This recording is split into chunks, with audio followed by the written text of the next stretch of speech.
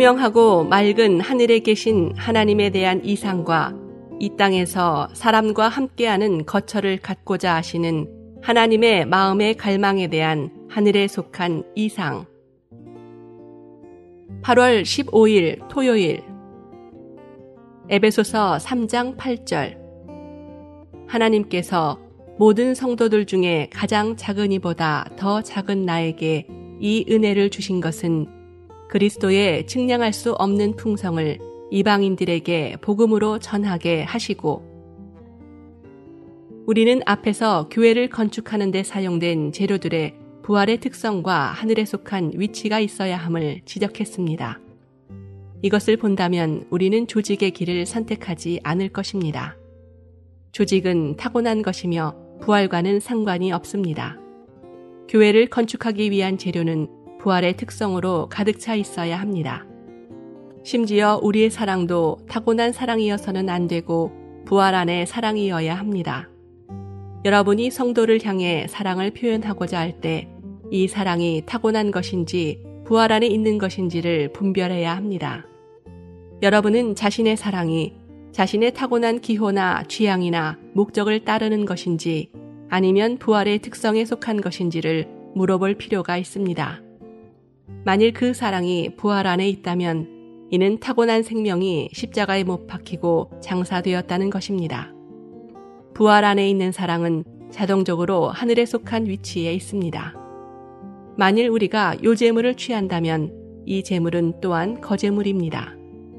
그것은 부활 안에 있으며 하늘들 안에 있는 것입니다.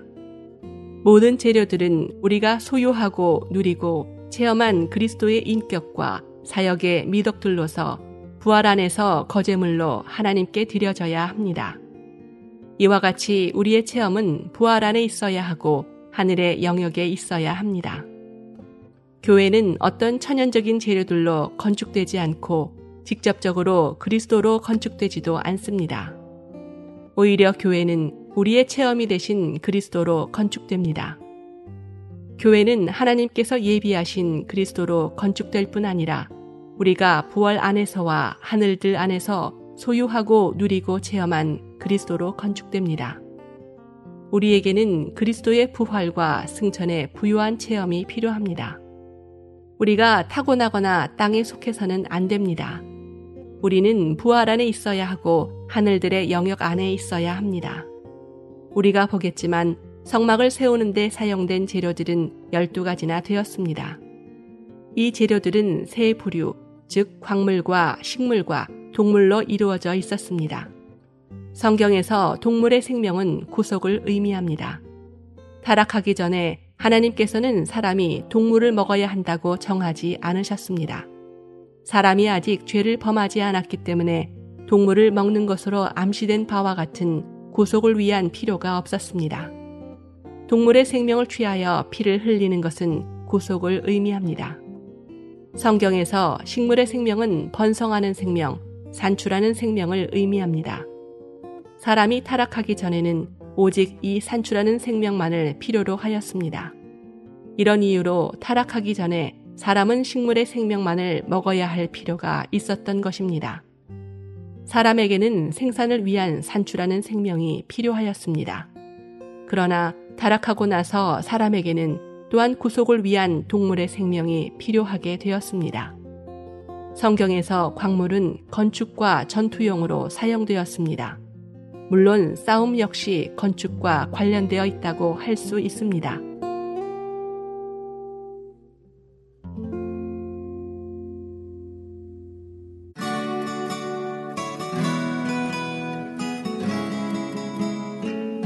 까마귀가 범인을 잡음.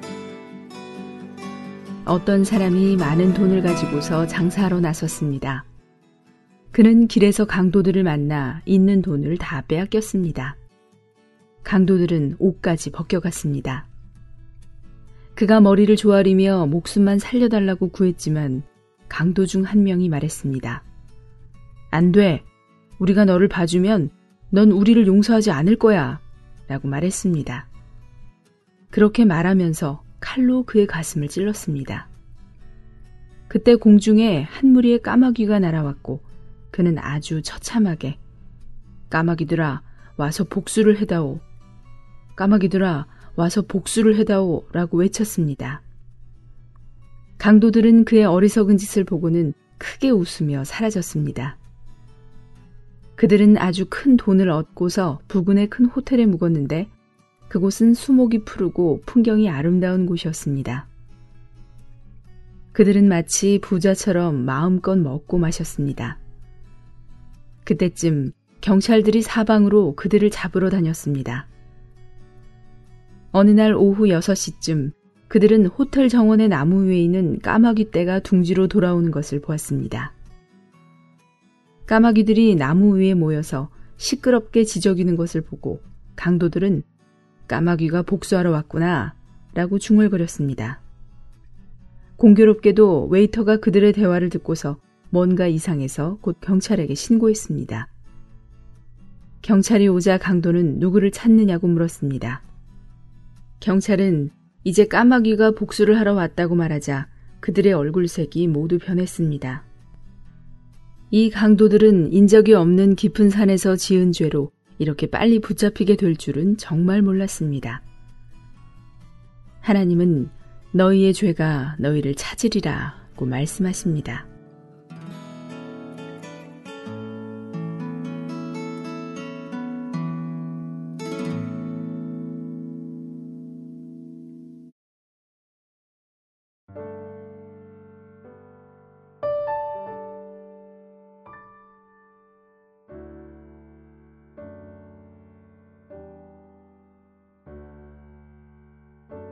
워치만니는 동급생이었으며 동역자였던 위강희 형제에게 다음과 같은 말을 한 적이 있습니다. 오늘 허다한 사람들이 그리스도와 접촉이 없다고는 말할 수 없네. 많은 사람들이 그리스도를 밀고 주님의 뒤를 만지고 손을 붙잡고 주님의 옷자락을 찢기도 하네. 그러나 생명에 있어서는 주님과 아무 관계가 없는 것일세. 주님을 밀던 많은 사람 중에서 혈류병 든 여자만이 생명 안에서 치료를 받았네. 오늘 실제로 베세다의 그리스도를 알고 고라신의 그리스도를 알고 엠마오의 그리스도를 알고 참으로 경험 가운데서 하나님의 이적을 보고 심지어 기적을 행하기도 하며 엠마오에서와 같은 감동력을 사용할 수 있고 사람들에게 성경을 해석하고 실제로 마음이 타오르는 사람들이 있지만 그러나 이런 것은 다 중요한 것이 아닐세. 이 말은 내가 위 형제에게 하는 말일 뿐 아니라 주님의 일을 하는 모든 형제 자매에게 하는 말일세.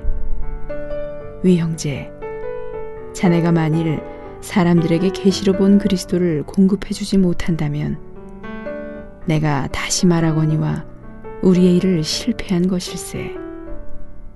우리는 항상 자기 자신에게 이렇게 물어야 하네.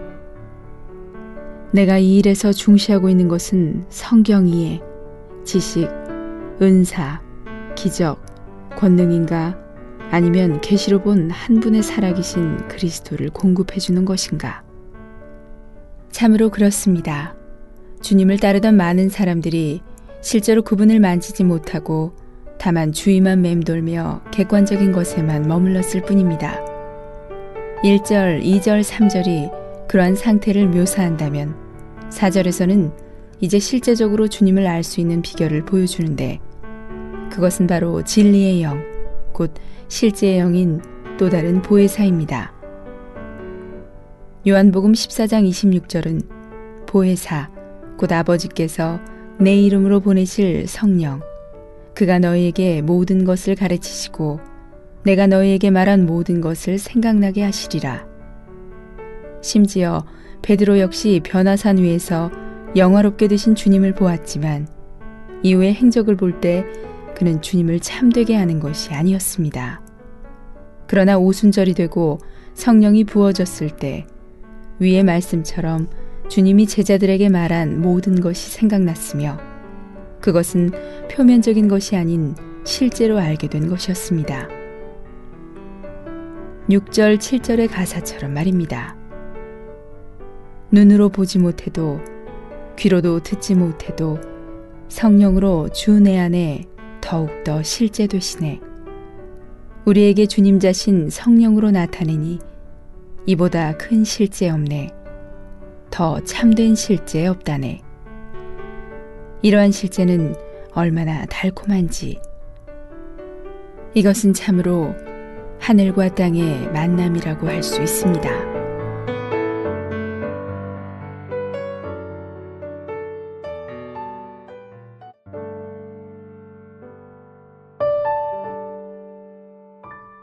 주의 소이 땅 계실 때 주 따르던 많은 사람 주와는 것 같았지만 그들은 주님을 몰랐네.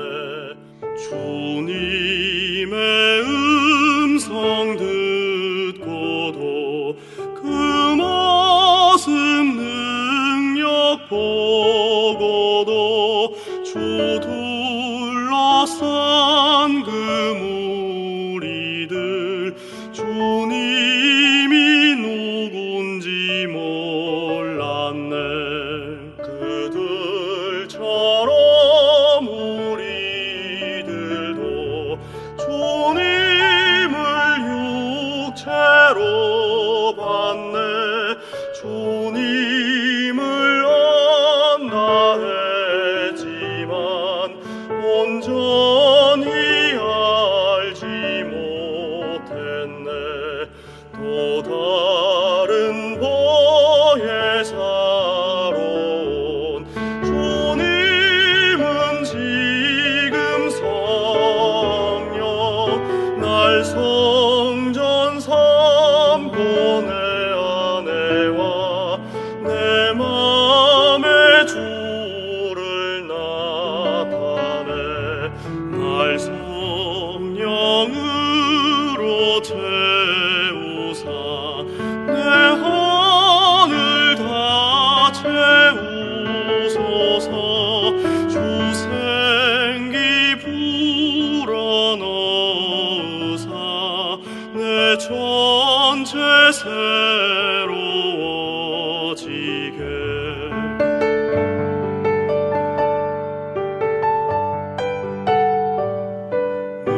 눈으로 보지 못해도 귀로도 듣지 못해도 성령으로 주 내 안에 더욱더 실제되시네. 우리에게 주님 자신 성령으로 나타내니 이보다 큰 실제 없네. 더 참된 실제 없다네. 오 주여 내가 구분해 원하고 흘러넘치어 내 전체 주의 성군대 영광의 빛 비추소서.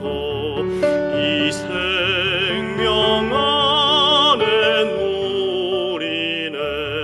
하늘과 땅의 만남을 오 달콤함 혼적시니 마음껏 주만 찬양해.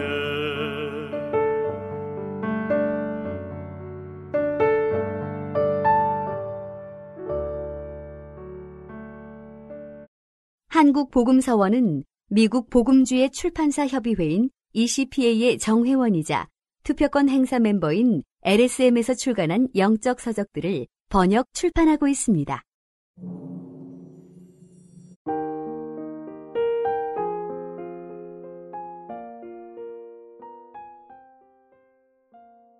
생명과 느낌. 요한복음 1장 4절. 그 안에 생명이 있었으니 이 생명은 사람들의 빛이라.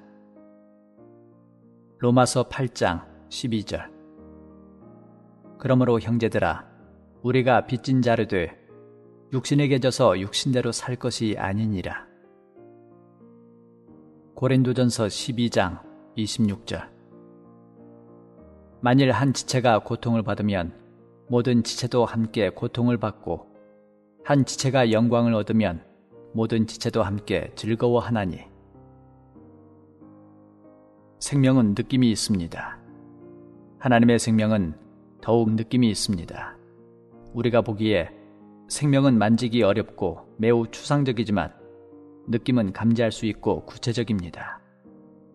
생명을 꺼내놓고 볼 수는 없으나 느낌으로서 생명을 알 수는 있습니다. 생명을 구체적으로 사람들 앞에 내놓고 이것이 생명이다 라고 보여주기는 매우 어렵습니다. 우리도 생명을 사람들에게 보여줄 수 없고 사람들도 역시 생명을 우리에게 보여줄 수 없습니다. 그러나 우리는 생명의 느낌으로 이 생명을 알 수 있습니다. 하나님께 감사와 찬미를 드립시다. 그분께서 우리에게 주신 생명은 느낌이 있는 생명이며 이 느낌으로 우리는 생명을 알 수 있습니다.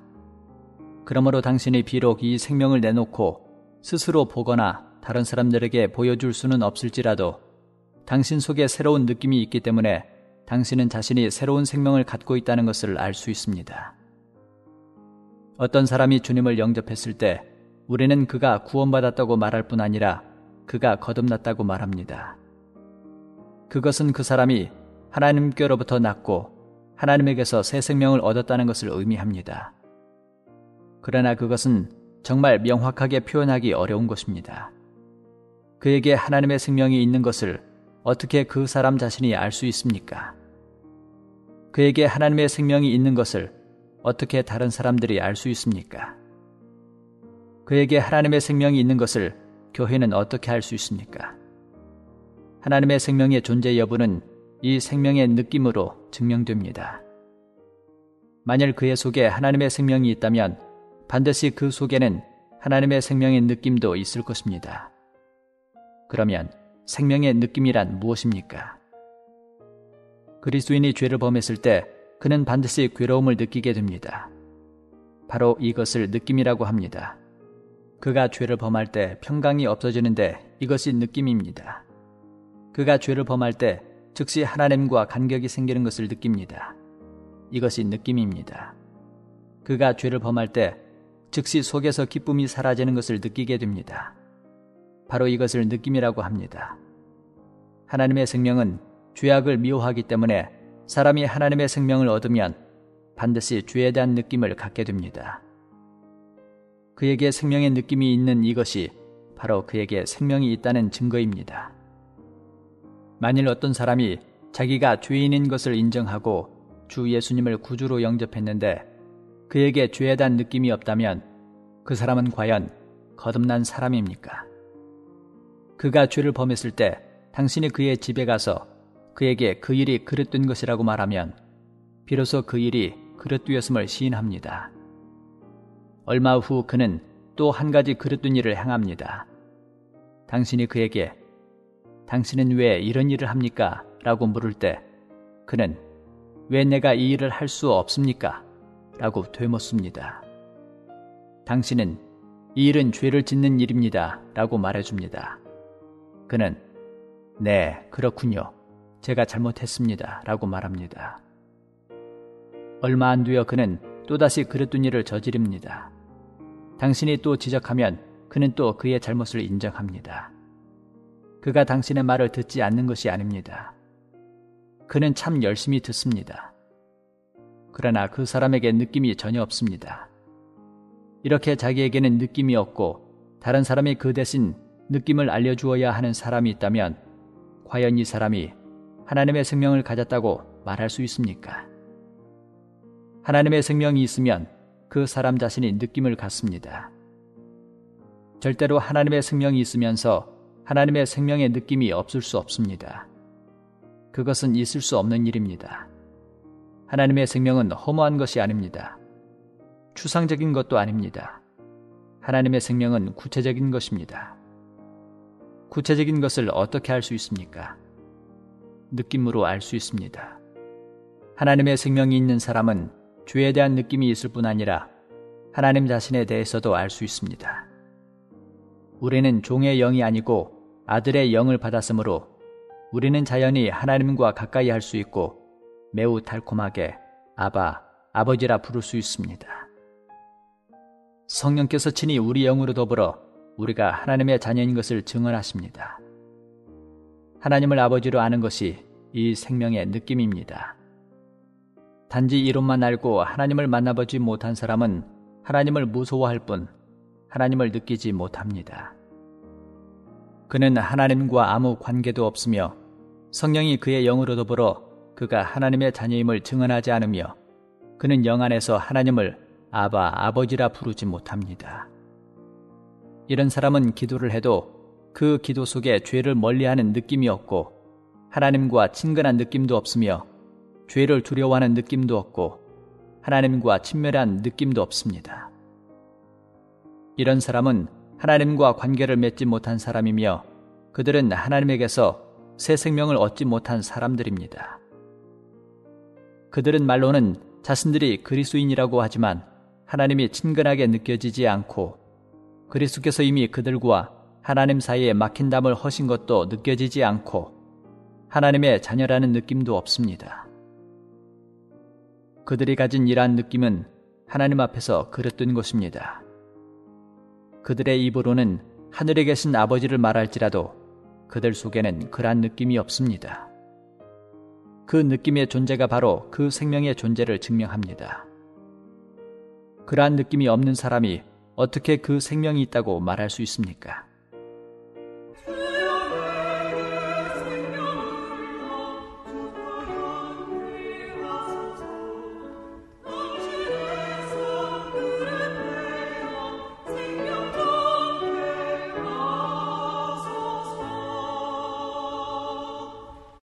한국복음서원은 미국 복음주의 출판사 협의회인 ECPA의 정회원이자 투표권 행사 멤버인 LSM에서 출간한 영적 서적들을 번역 출판하고 있습니다.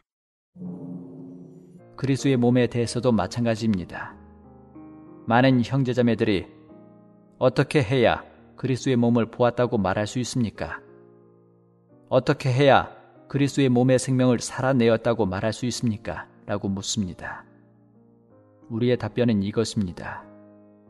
누구든지 그리스도의 몸의 생명을 아는 사람은 반드시 그리스도의 몸의 느낌을 갖고 있습니다. 당신이 만일 몸을 보았다면 당신에게 몸의 느낌이 없을 수 없습니다. 만일 당신 속에 그 생명이 있는 것이 사실이라면 또 그것을 경험했다면 그 생명은 당신 속에서 느낌으로 나타날 것입니다. 당신은 그리스도의 몸을 하나의 원칙이나 하나의 교리로 볼 뿐 아니라 하나의 느낌으로도 보아야 합니다. 고린도전서 12장 26절에서 만일 한 지체가 고통을 받으면 모든 지체도 함께 고통을 받고 한 지체가 영광을 얻으면 모든 지체도 함께 즐거워하나니라고 했습니다.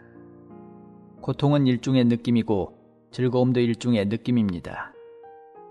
지체가 많아도 생명은 서로 통하는 것이기 때문에 느낌도 통합니다. 어떤 사람이 한쪽 다리에 의족을 했다면 밖에서 보기에는 비슷하지만 그쪽 다리에는 생명이 없기 때문에 몸의 느낌이 조금도 없습니다. 다른 지체가 고통을 느낄 때 이 의족은 아무것도 느끼지 못합니다. 다른 지체가 즐거움을 느낄 때 이 의족은 역시 아무것도 느끼지 못합니다. 다른 지체들에게 느낌이 있는 것은 모두 이 생명이 있기 때문입니다. 오직 이 의족에게 느낌이 없는 것은 생명이 없기 때문입니다.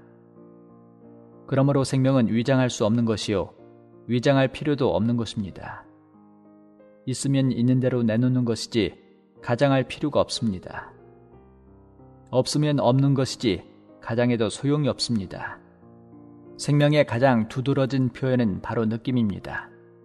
어떤 그리스도인이든지 몸의 생명을 본 자에게는 반드시 몸의 느낌이 있고 반드시 다른 지체와 서로 통하는 느낌이 있게 됩니다. 영적인 일에 있어서 교리만 알고 느낌이 없어서는 안 됩니다.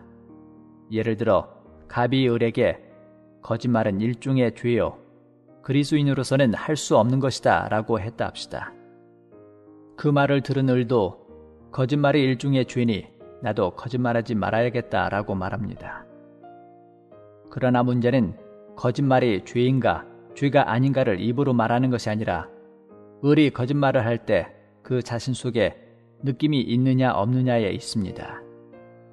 만일 그가 거짓말을 하고서도 그의 속에 죄의 느낌이 조금도 없다면 그가 입으로 이것이 죄라고 아무리 말해도 소용이 없는 것입니다. 그가 한 면으로는 거짓말이 죄라고 말할지라도 또 한 면으로는 항상 거짓말할 가능성이 있는 것입니다. 하나님의 생명이 있는 사람의 특징은 그가 거짓말을 할 때 그의 속에 그러다는 느낌이 있습니다. 그는 거짓말이 옳은가 그른가를 교리적으로 아는 것이 아니라 그가 거짓말을 하려 할 때 그의 속에 고통이 느껴집니다. 이러한 사람을 그리스도인이라고 합니다. 속에 생명이 있는 사람, 속에 느낌이 있는 사람이 그리스도인입니다. 생명의 느낌은 곧 그리스도인의 특징입니다. 생명이 없고 속에 느낌이 없는 사람은 그리스도인이 아닙니다. 외적인 규례는 표준에 불과한 것이지 생명은 아닙니다. 만일 누가 나는 그리스도의 몸의 교리를 알았다, 그러니까 나는 단독으로 행동해서는 안 되겠다 라고 말했다 해도 소용이 없습니다. 그의 속에 이러한 느낌이 있어야 합니다. 그가 입으로 단독으로 행동해서는 안 되겠다고 말할지라도 그가 단독으로 행동할 때 그의 속에서 단독으로 행동하는 것이 그릇되었다는 느낌이 한 번도 없었다면 그는 그리스도의 몸을 보지 못한 사람입니다. 이것은 그가 그리스도의 몸에 대한 교리를 듣지 못했다는 것이 아니라 그가 그리스도의 몸을 보지 못했다는 것입니다. 그리스도의 몸에 대한 교리를 듣는 것과 그리스도의 몸을 보는 것은 완전히 다릅니다. 그리스도의 몸에 대한 교리를 듣는 것은 외적인 원칙을 아는 것에 불과합니다. 그러나 그리스도의 몸을 보는 것은 그의 속에 느낌이 생기게 합니다. 구원에 대한 교리를 듣는 것은 하나님이 어떻게 죄인을 구속하시는가를 아는 것에 불과합니다. 그러나 주 예수님을 구주로 영접하는 것은 그의 속에 죄에 대한 느낌이 생기고 하나님에 대한 느낌이 생기는 것입니다. 형제 자매여, 여기에서 두 가지의 다른 점을 발견했습니까? 우리는 생명의 느낌을 경홀히 여길 수 없습니다. 이 느낌은 곧 생명의 표현입니다. 느낌이 있고 없음은 그의 속이 진실한가 거짓된가를 나타내며 속에 하나님의 생명이 있는지를 우리에게 보여줍니다. 생명의 느낌은 다른 사람이 말하지 않아도 속에서 자연히 알게 되는 한 가지 특성이 있습니다. 다른 사람이 말해야지만 비로소 아는 것은 너무 늦은 것입니다.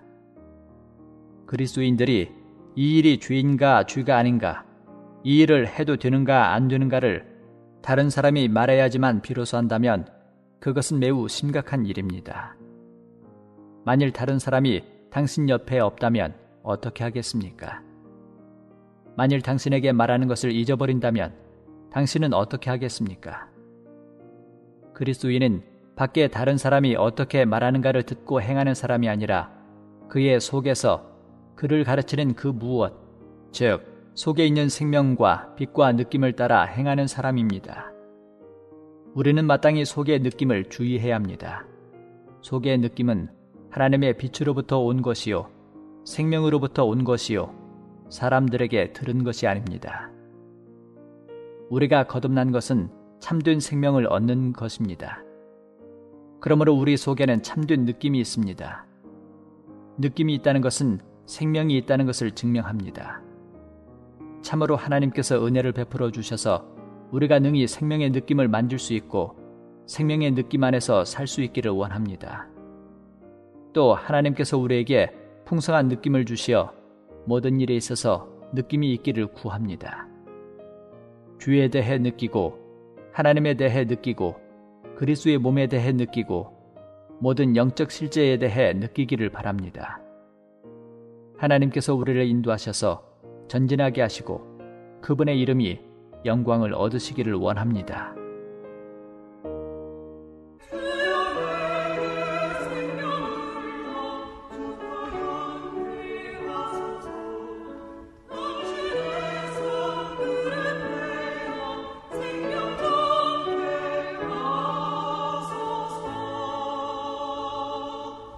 본도서에 관심이 있으신 분들은 인터넷 검색창에 한국복음서원 쇼핑몰 또는 1600-3191로 전화 주시면 감사하겠습니다. 리디북스에서 전자책으로도 구입이 가능합니다.